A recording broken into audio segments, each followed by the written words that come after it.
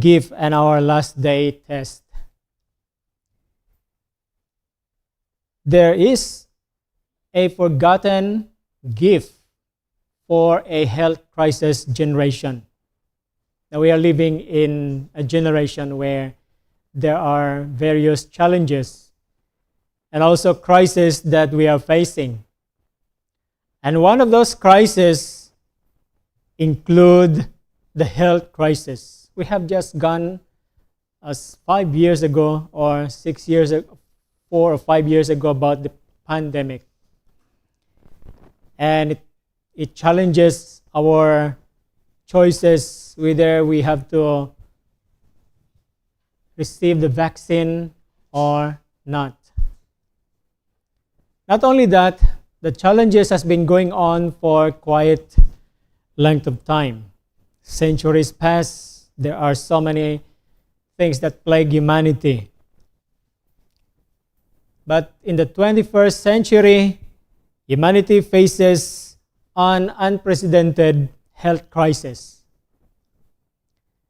Despite the remarkable advances in medicine and technology, diseases related to lifestyle, diet, stress, and poor health habits continue to increase. Heart disease, diabetes, obesity, depression, and many chronic illnesses have become common around the world. And I forgot to mention about flu. You know, one of the most common, and some people it's like an ordinary thing to have flu. But that is a plague as well. These are common around the world. As people search for better health and longer life, God's ancient principles are proving more relevant than ever. So we look on those remedies and solutions to our health problems. Only few prove that Bible principles are relevant than ever. And also the Bible reveals that God is concerned with the whole person, body, mind, and soul. Even the Bible, through the Apostle Paul, said that he prayed that our sanctification, the whole body, mind, and soul be healthy or brought into a state of stability. So the purpose of God is not merely to forgive sin. Yes, He will forgive sin if we fulfill certain condition. But God's purpose is not just to forgive us, but to restore humanity to His original design. What we eat, what we drink and practice in daily life affects our physical strength, mental clarity, spiritual perception, and our ability to serve God effectively. So without complying with these conditions, the three dimensions of man, body, mind, and soul, if it is not brought into stable state, it would affect our ability to serve God. Right? And Bible history tells us that from Eden's original diet to the manna provided in the wilderness to Daniel's experience in Babylon, the Bible repeatedly teaches that appetite is connected with trust, character, obedience, and preparation for God's kingdom. The Seventh-day Adventist Church, or the Seventh-day Adventists in general, we accepted the term health reform. And health reform is not merely about living longer. Anyway, we do not teach that when we adopt the health reform principles, we would live long like the antediluvians for 900 years in this physical life. We do not teach that. But if it is the will of God to let us live long, then He will. But health reform is not just about living longer. It is part of God's plan to restore His people physically, mentally, and spiritually. I went to visit a former member of our church down in Christchurch. And I was happy to meet him for a long time. And he celebrated his 92 years of existence. So health reform is God's plan to restore His people physically, mentally, and spiritually. And the Bible as well tells us that about the pot of manna. And one of the most overlooked yet profound lessons in all the scriptures is found in the story of the manna. And especially in the fact that God commanded a pot of manna to be preserved inside the Ark of the Covenant. And we will learn that why God has especially commanded Moses to preserve a pot of manna and put it inside the ark. And that was not accidental. God does nothing casually. So the manna, you know what is the word manna means? The original meaning is, what is this? Yes, that's the meaning. What is this? Because when the children of Israel saw one day the first fall of manna, they asked the question, what is this? So that's the word manna is. What is this? Okay. Of course, the answer is, that's food. Correct. You're correct secondarily. But the manna means, what is this? But the manna was far more than food. It was a gift from heaven, a test of obedience, a lesson of trust, a memorial of God's care, and ultimately a prophecy for His last day people. That's the significance of manna. So again, from Eden to Canaan, from wilderness to the heavenly kingdom, God has sought to bring His people back to His original design. He wants us to go back to Genesis 1:27. The story of the manna reveals that God's care reaches even our appetites. God's care for you. God cares for every one of us. But when we break it down, God reaches His care even to what we are going to eat and drink. That's how important you are. So what Israel did with the manna was not simply a matter of diet. Some people would look the story of the children of Israel and their gathering of the manna. God gave them food, but manna was not just merely a food for them. It was not simply a matter of diet. It was a matter of faith, submission, and loyalty to God. And this is what the Apostle Paul gave us this warning in 1 Corinthians chapter 10, verse 11. Now all these things happen unto them for in samples, and they are written for our admonition, upon whom the ends of the world are come. So the experiences of ancient Israel were recorded for those living in the closing scenes of this earth's history. It was recorded for us. So what happened with the manna matters today. And as we prepare, because we are Seventh-day Adventists, those who are looking for the coming of Jesus are Seventh-day Adventists. So as we prepare for the return of Jesus Christ, God is still calling His people back to His wisdom, to His care, and His original design.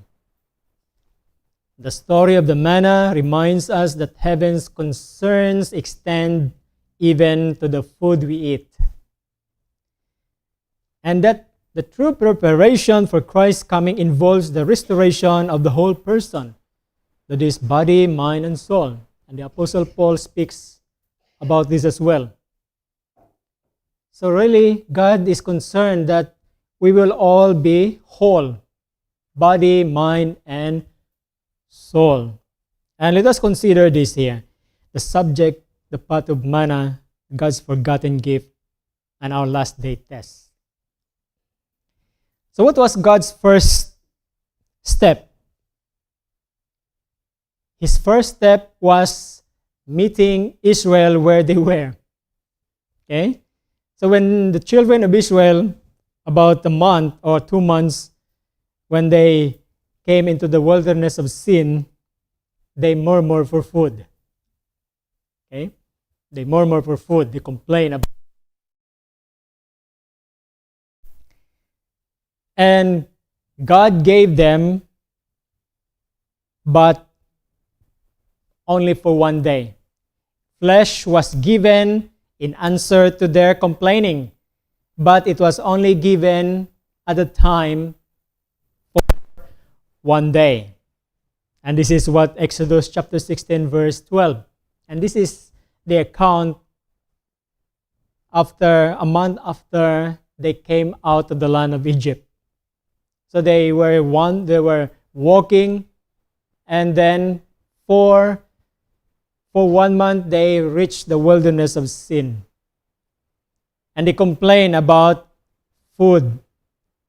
So they complain, and I've heard the murmuring of the children of Israel speak unto them, saying, at even. In other words, in the evening, ye shall eat flesh, and in the morning ye shall be filled with what? No more flesh. In the evening, they were given flesh, but in the following day, in the morning, they were given what? Bread, no more flesh. And ye shall know that I am the Lord your God.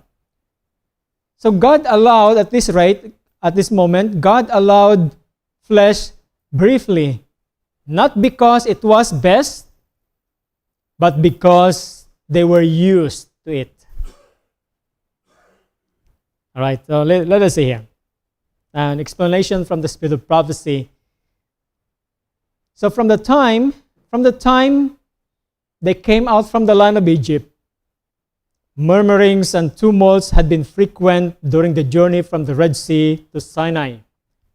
But in pity for their ignorance, look here, it mentioned about their ignorance and blindness, God had not then visited the sin with judgment. So God did not punish them. God did not judge them for 2 reasons: because of their ignorance and blindness. In other words, this was still the time of ignorance. But what was the purpose? What was the intention of God in giving them manna or bread from heaven? Then said the Lord unto Moses in Exodus 16 verse 4, behold, I will rain bread from heaven for you. What was the purpose of God for that? That I may prove them whether they will walk in my law or no. So this is what? To test their obedience. So the purpose of God in giving them the manna was to test of obedience, not merely a provision of food.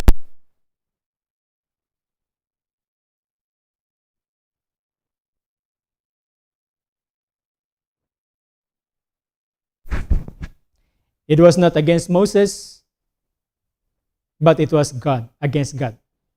And this is what Exodus 16, verse 8 says here. Your murmurings are not against us, but against the Lord.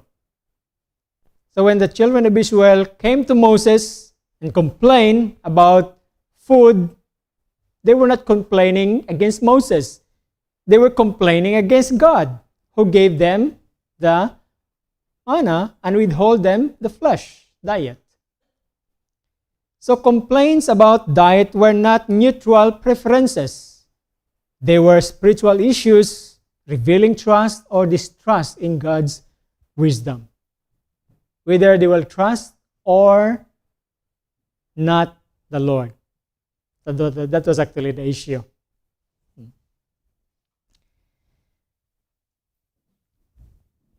Now the pot of manna represents God's ideal, and it was preserved in the ark.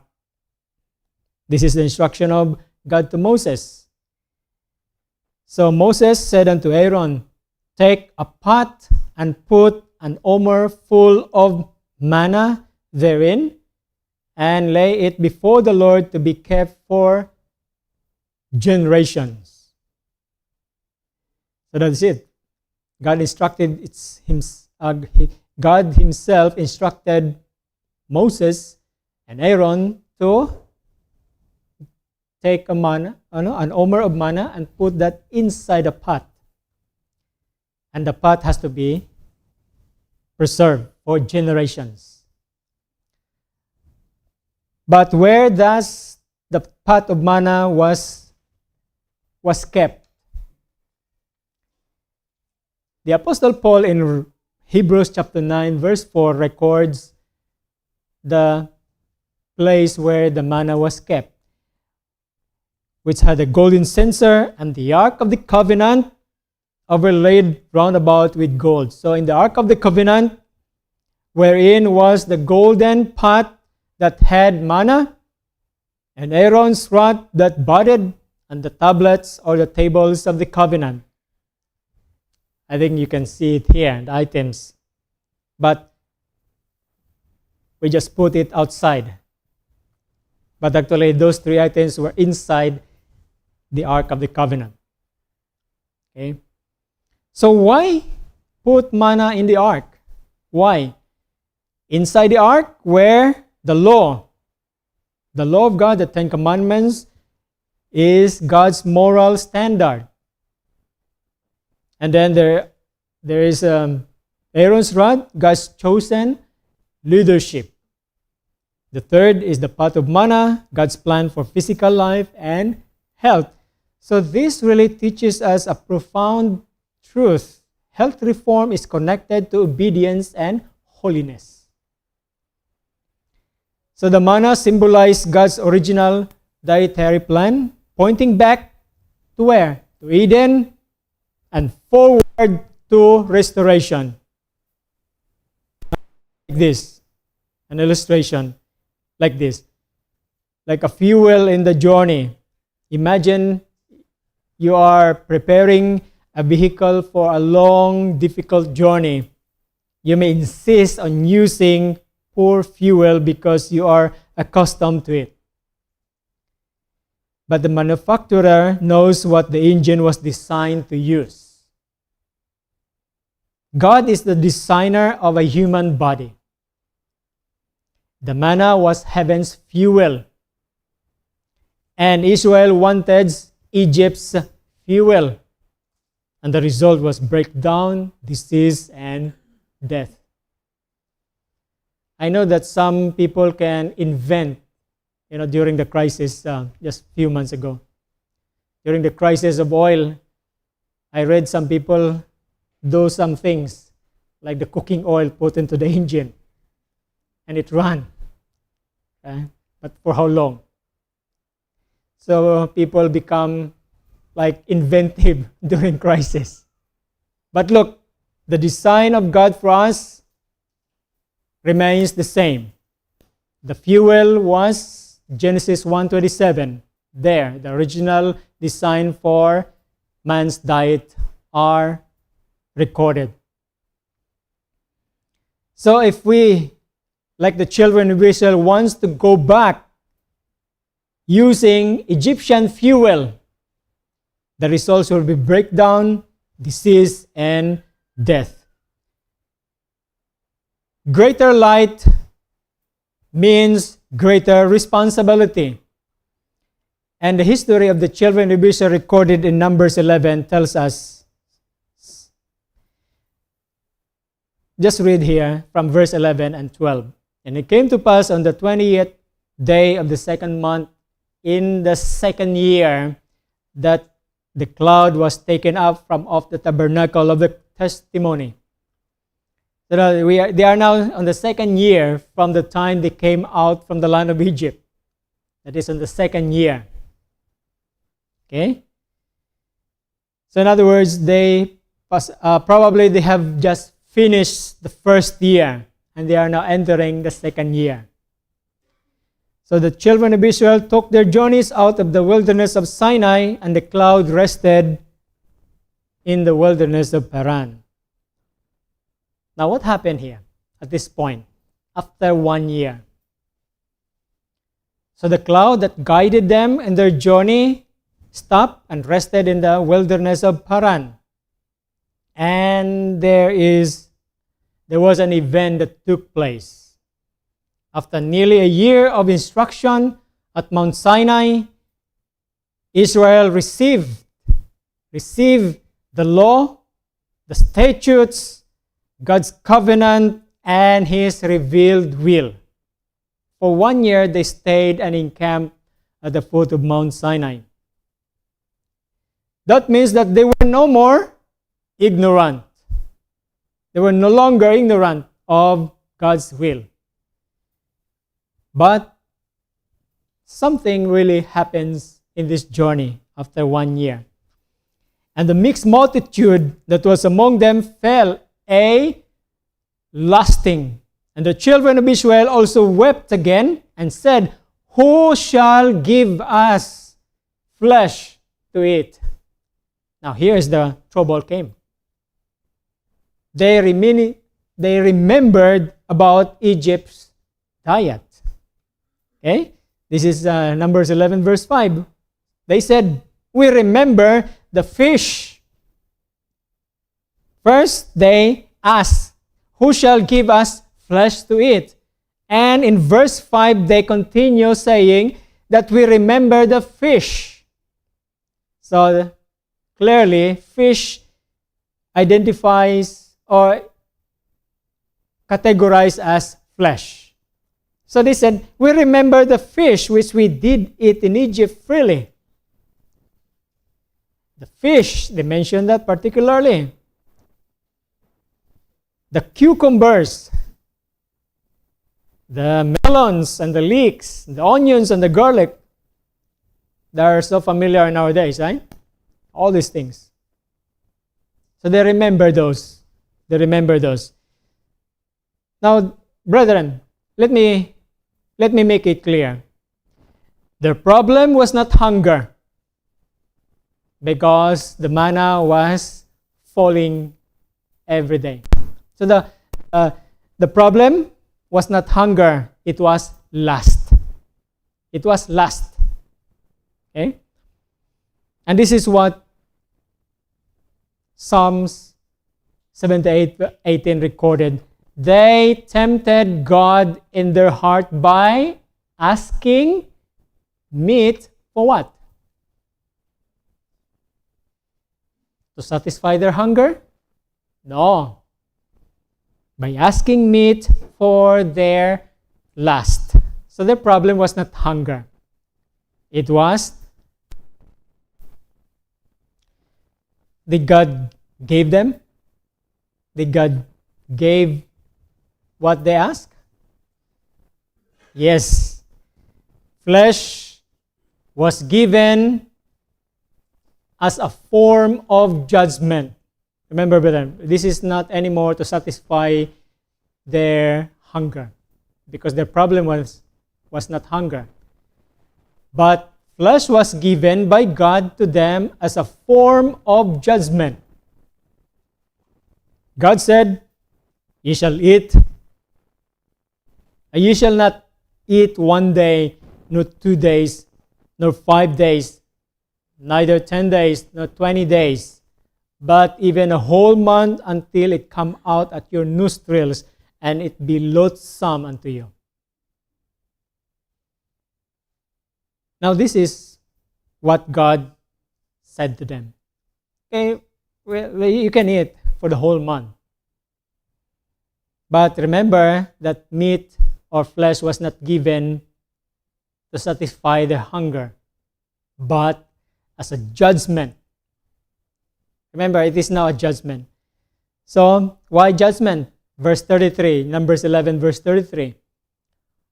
While the flesh was yet between their teeth, ere it was chewed, the wrath of the Lord was kindled against the people, and the Lord smote the people with a very great plague. Now, this is the same language you can find in Revelation 16. The wrath of God is what? The anger of the Lord, the plague, as a judgment. So flesh was given to the children of Israel as a judgment, brothers and sisters. Yeah. That's why there are some people who understand about the benefits of vegetarian diet, but still go back to eating flesh. So when they eat, that is not anymore to satisfy their hunger, but God would allow that to what? As a judgment. That is already the beginning of judgment. Now, the Apostle Paul interprets this very clear. Now, these things were our examples to the intent we should not lust after evil things as they also lusted. So what the children of Israel lusted in the wilderness, Paul considered that as what? Evil. And God will judge evil things. So that's why He granted them flesh as a form of judgment. Not food, but as a form of judgment. In other words, what was once tolerated became sin because they now had great light. So appetite, unbelief, and rebellion, they are all associated. Even Psalm 78 explains the deeper issue. They believed not in God and trusted not in His salvation. So diet was not the root, it was the symptom of their murmuring. It was not the root, but the symptom. As explained here, since the time God had revealed Himself to them at Horeb, they had received great light. And their unbelief and discontent incurred a greater guilt. In other words, once we are enlightened, once God had given us light, don't expect that you are less accountable. Greater light, meaning greater guilt. Furthermore, they had covenanted, they pledged, they promised, they covenanted to accept Jehovah as their king and to obey His authority. Their murmuring was now rebellion, and as such, it must receive prompt and signal punishment if Israel was to be preserved from anarchy and ruin. So God gave them what they demanded, but not what was best, because it was a form of judgment when He gave them flesh after they had been enlightened and after they murmur against God. So God gave the people that which was not for their highest good, because what?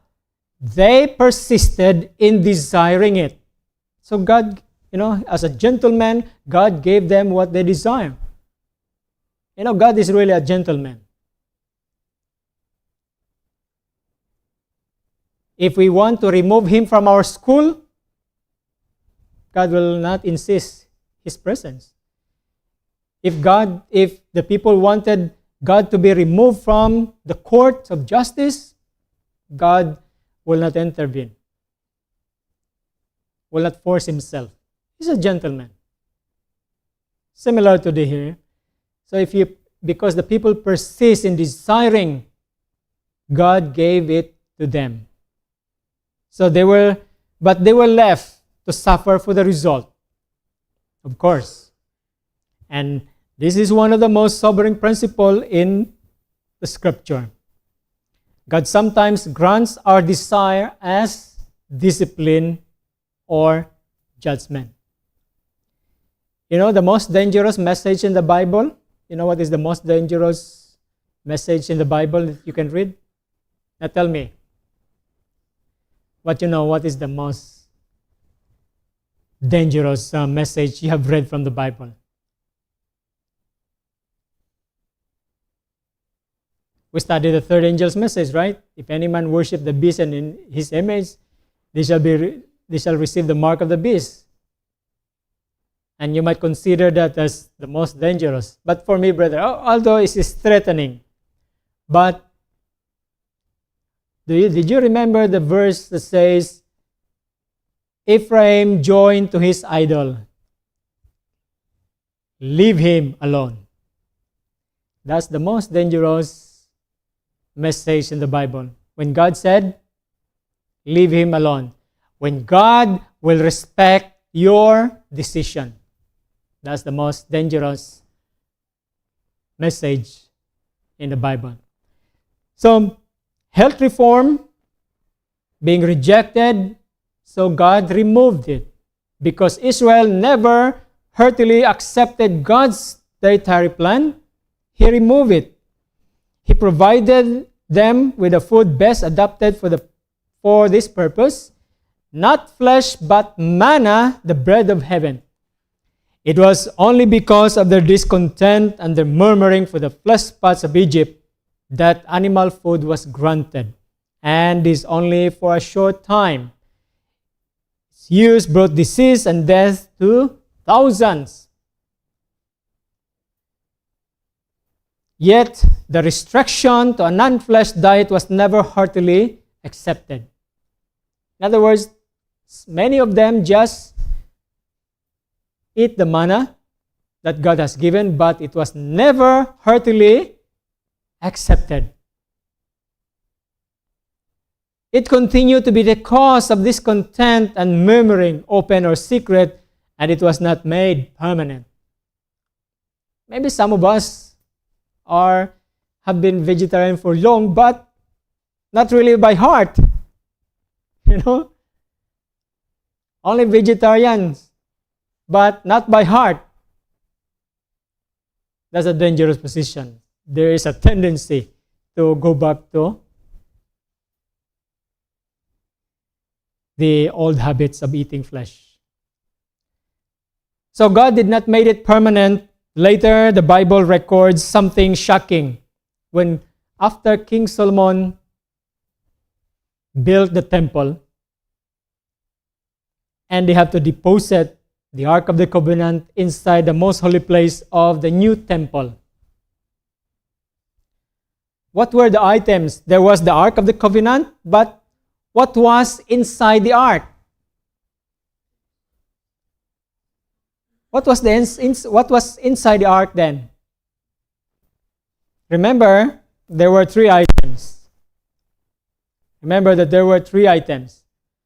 But during this time, when it was deposited, when it was placed in the most holy place, after King Solomon finished the temple, what was inside then of the Ark of the Covenant? Now here, 2 Chronicles chapter 5 verse 10. There was nothing in the ark save the two tables of stone. Where are the rest of the items? Like, where's the pot of manna? And where's Aaron's rod that budded? It was removed. It was removed. So the pot of manna was gone. Why? The reason? Because of the sins of Israel, the calamity which God said should come upon the temple if his people departed from him was fulfilled some hundreds of years after the temple was built. In other words, the basic principle is that because of the sins of Israel, because they did not accept it heartily. Okay? So what is the use of having the pot of manna inside the ark when the people wanted flesh to eat? So what is the use of Aaron's rod that buds when the people do not want his leadership? Because the Aaron's rod represents his leadership. What's the use of having that in the Ark of the Covenant when when they reject that?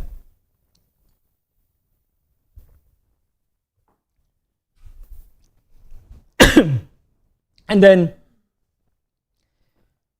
hundreds of years and then hundreds of years after the temple was built,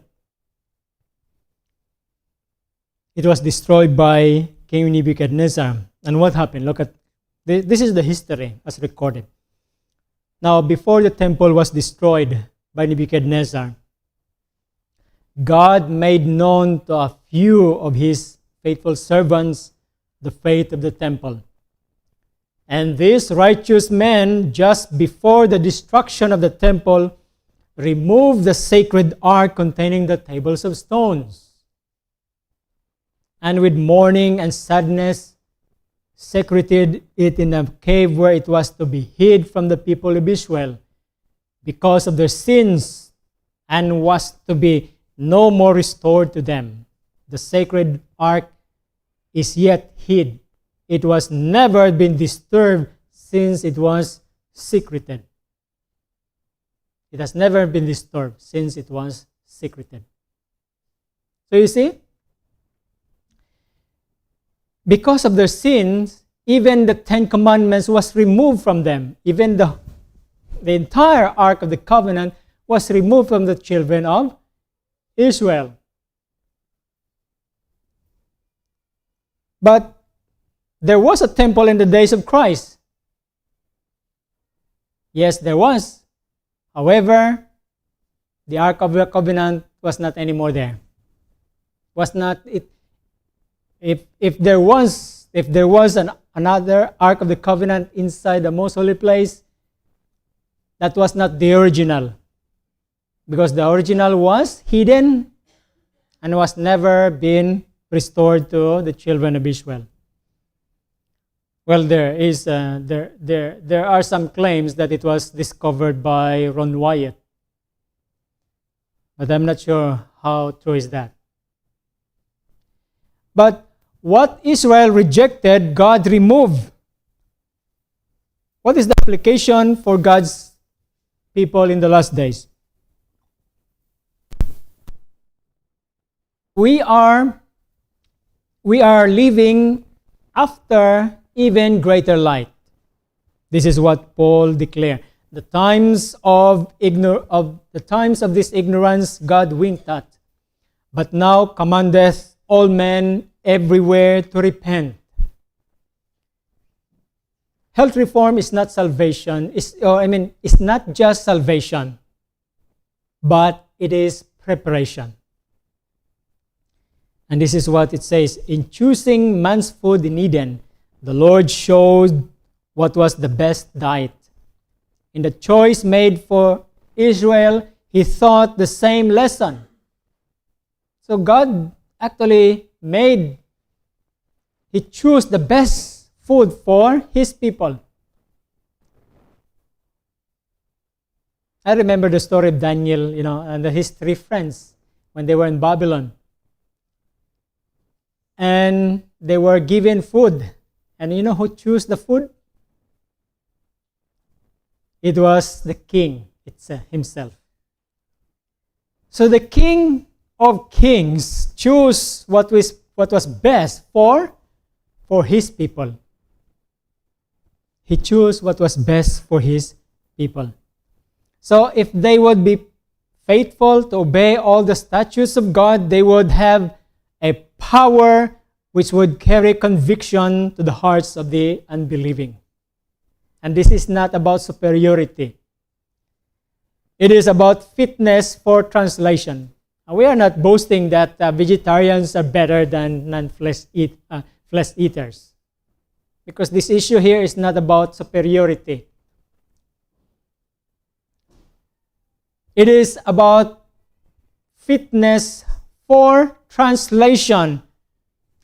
God's call is still mercy. Still, God is calling to us. Jeremiah record God's appeal. Jeremiah chapter 6, verse 16, ask for the old paths, where is the good way, and walk therein. Ask for the old paths. So the appeal is that walk in the old paths. You have to ask and find the old paths and walk therein, because ye shall find rest for your souls. So the path of manna represents God's original plan, God's care for our bodies, God's desire to restore us fully. That's the representation of the path of manna. So we are not saved by diet. We are not even saying here that salvation depends on what we eat. We are not saved by diet, but we and by disobedience. The good news is this: God never asks us without offering power. So when God says, and when God commanded us to do certain things, He would provide power for us to obey. So as with the children of Israel, God desires a people clear in mind, strong in body, holy in character. A people ready to enter the heavenly Canaan. And let us not despise the manna heaven offers today. 1 Corinthians chapter 10, verse 31. In general, and this is the prayer of the Apostle Paul for us, whether therefore ye eat or drink or whatsoever ye do, do all to the glory of God. Everything that we do here is supposed to be to glorify God. That's why either we eat, we dress, or we drink, whatever you do all to the glory of God. When we come to the church, the purpose of coming to the church is to glorify God. Yes, that's the purpose. We came here to worship and glorify God. So when we follow Him, that is to glorify our Maker. When we obey His command, that is to glorify Him. So brothers and sisters, do all to the glory of God. This is my wish and prayer for all of us here this morning. Amen.